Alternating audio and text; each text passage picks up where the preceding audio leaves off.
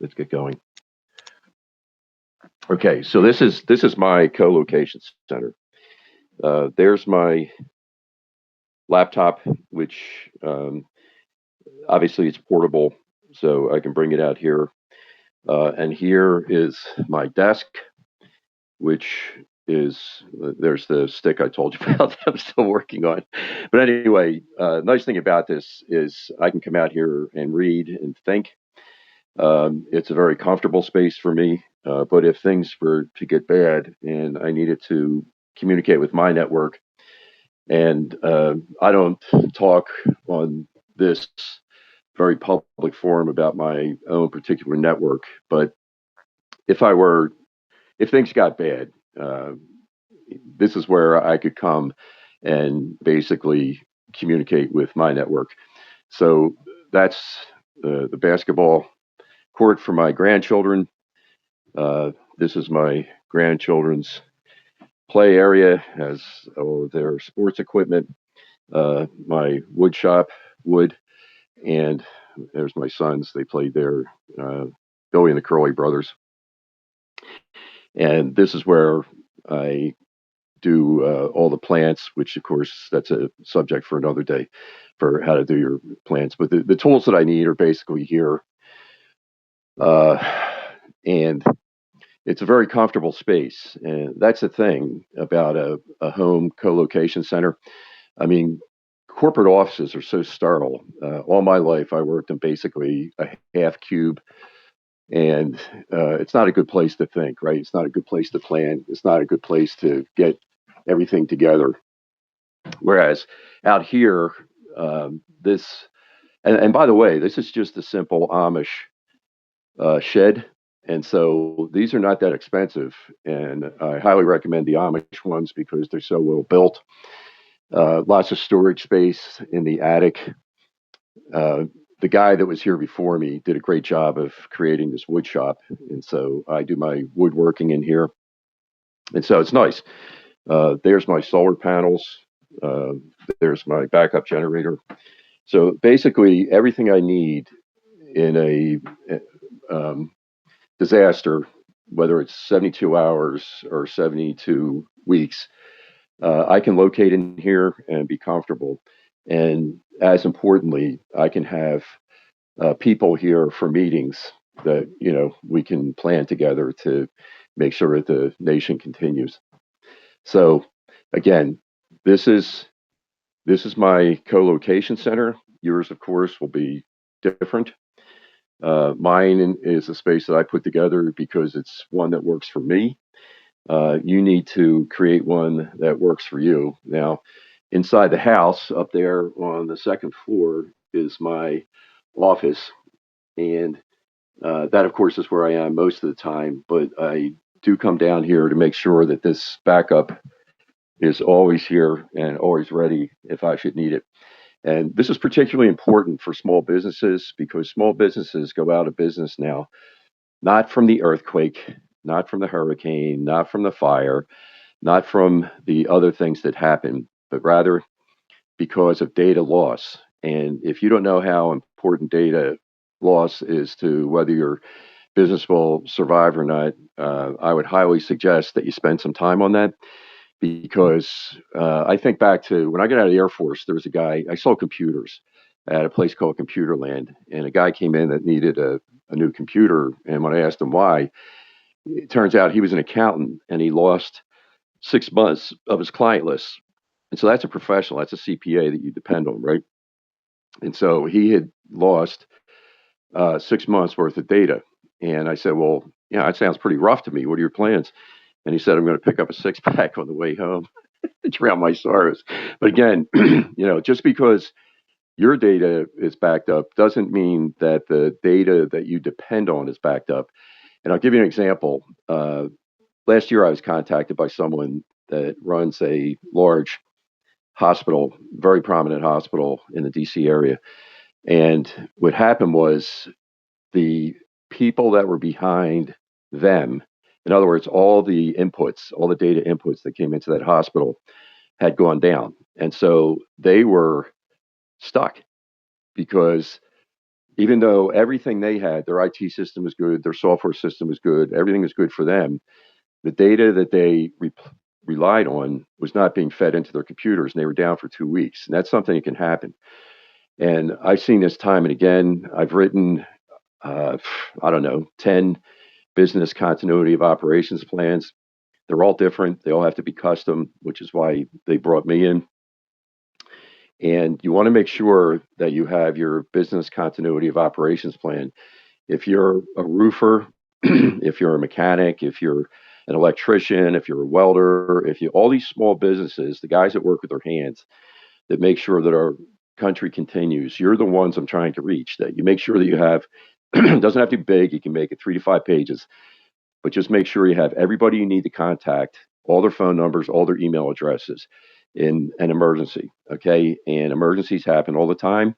I highly recommend that you go to something called disaster news. If you go to disaster news, you will read that, well, not read, but they have visuals. They have great videos of floods in Brazil or floods in Indonesia or floods in China and floods in Africa. Floods happen every day. And at some point in your life, and maybe several times, depending on where you live, you're going to face the issue of floods. And so that's the reason that you want to make sure you have your data protected.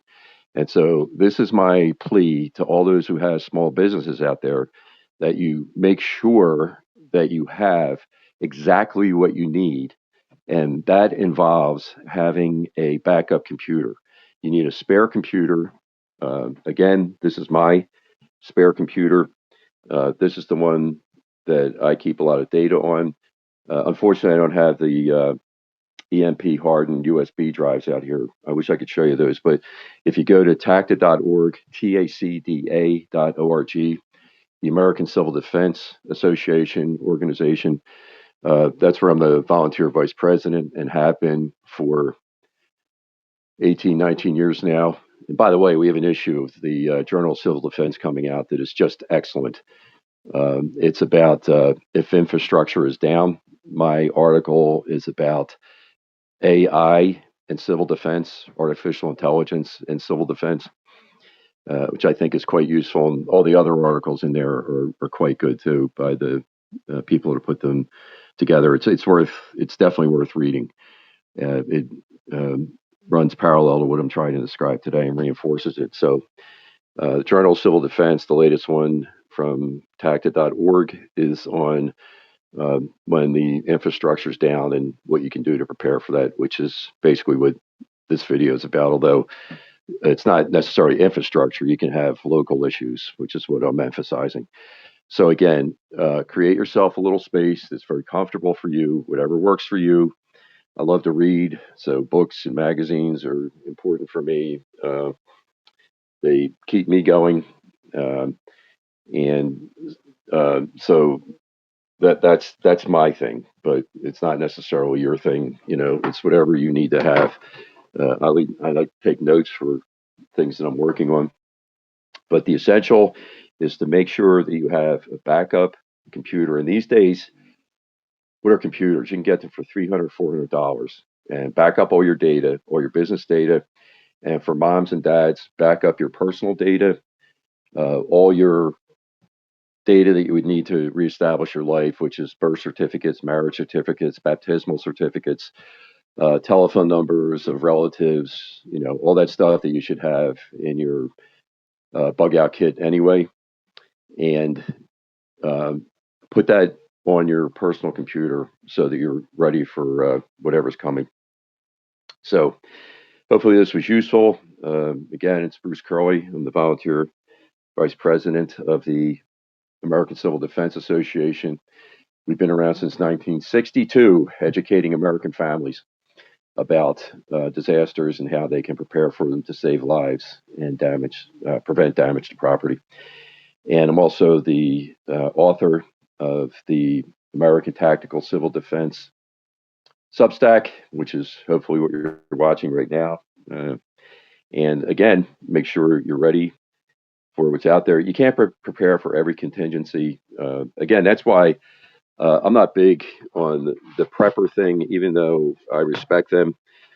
Um, the preppers, God love them, but they get way too concerned about um, physical stuff and metaphysical stuff when actually the most important thing you can do is make sure that you have your information in your head. A friend of mine used to be in the Green Berets in Vietnam. I love what he said is the only thing you can carry across the border is what's inside your head. And I think that's definitely true. So make sure that everything you need is stuffed inside your head. As you get older, you need a memory backup, which is what you have on your computer. Uh, Let me emphasize again for you small businesses to make sure you have the right information on your computers, which is everything you would need. Just take a day out of your business. What do you do in that day? And so everything you do in that day, make sure you back up on your computer. Moms and dads, everything that you need to have for your family to get started if your house burned down. My house burned down in 2004. Fortunately, I had a safe with all my critical documents. The next day, when I went to the MVA, they were not sympathetic. And fortunately, I had the information I needed to put it down to reestablish my identity. Of course, illegal aliens and criminals can walk in and get a license. This was in the state of Maryland where they coddle illegals and criminals. And so they hand them a license without any documentation. But if you're a Native American and you need to get a new license, you need to go. And the same thing with all your bank accounts and everything else. So you need to have that essential paperwork saved in your safe, but you also need to have it on your backup computer, your colocation computer, which is what this is for me. So God love you all. And I hope that this was useful.